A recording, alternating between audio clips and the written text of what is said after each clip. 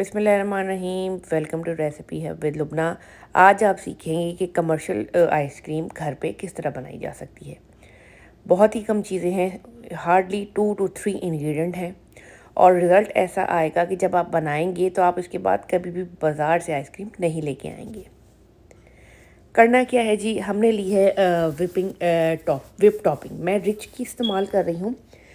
ये वाली whip topping आप जो है वो पाकिस्तान में जो है विपिंग विप मिलती है, तो आप वो इस्तेमाल करें।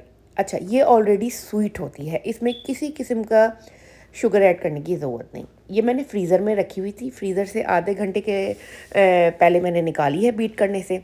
थोड़ी सी सॉफ्ट हो गई है तो 4 to 5 मिनट मैंने इसको अच्छी तरह बीट किया है कि ये सॉफ्ट पीक हो जाए, क्रीमी टेक्सचर इस तरह से हो जाए।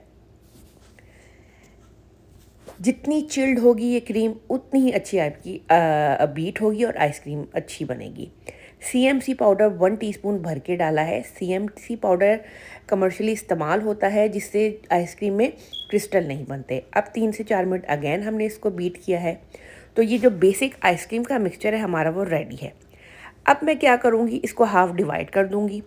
हाफ़ जो है वो वनीला का फ्लेवर है और हाफ़ में चॉकलेट।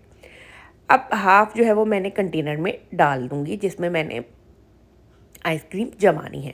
अच्छा, अगर आप हैवी व्हिपिंग क्रीम इस्तेमाल करेंगे सेम प्रोसीजर है, बस आपने उसमें हाफ़ कप पाउडर शुगर इस्तेमाल करनी है क्योंकि वो स्वीट नहीं होती। नेक्स्ट स्टेप में चॉकलेट फ्लेवर के लिए मैंने 1 कप डार्क चॉकलेट ली है, उसमें हाफ़ कप क्रीम ऐड की है और अब 30 सेकंड के लिए मैंने इसको माइक्रो में लगा के मेल्ट कर लिया है। आप डबल ब्रॉयलर से भी इसको मेल्ट कर सकते हैं। अच्छी तरह इसको मिक्स करें। चॉकलेट गनाश हमारा रेडी है। थोड़ा सा ठंडा होगा तब आपने इसको जो हमने आइसक्रीम के लिए क्रीम बीट की है उसमें ऐड करेंगे, गरम गरम नहीं डालनी।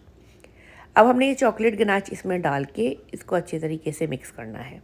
आप देख सकते हैं कि किसी किस्म के इतने ज़्यादा इंग्रेडिएंट इसमें यूज़ नहीं हो रहे और कमर्शियली भी ऐसा ही होता है।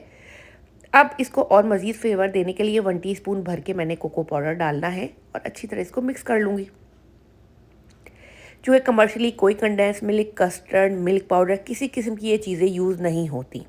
ओनली वो एसेंस डालते हैं और बस क्रीम का इस्तेमाल करते हैं।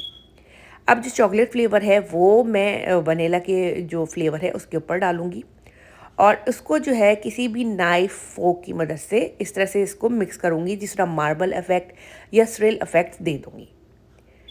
मेरे पास थोड़ा सा गनाश बच गया था, वो भी मैं इसके ऊपर डाल के डार्क चॉकलेट का और इसको कर दूँगी मिक्स।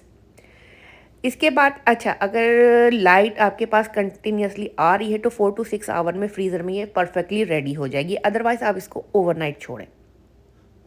अब हम इसको करेंगे फ्रीज़ और इसके बाद आपको इसका रिज़ल्ट दिखाते हैं।